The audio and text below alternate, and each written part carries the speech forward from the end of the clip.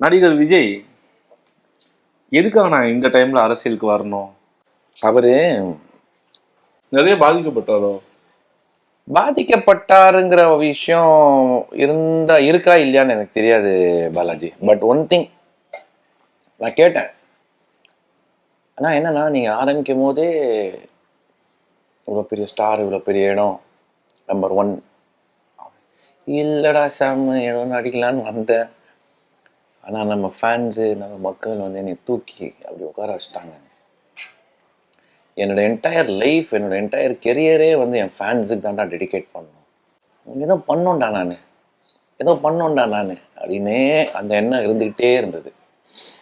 I personally feel பணம் சம்பாதிக்கணுமா தேவையில்லை.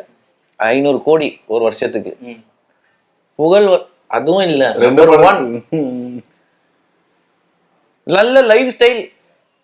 இப்போ உண்மையாலே அவர் என்ன ஃபீல் பண்றேன்னா, எனக்கு இவ்வளோ கொடுத்த மக்களுக்கு நான் திருப்பி கொடுக்கணும், நான் செய்யணும் அப்படின்னு நினைக்கிறாரு. அதுதான் நம்பர் 1 பாயிண்ட் அவர் அரசியல் வரத்துக்கு.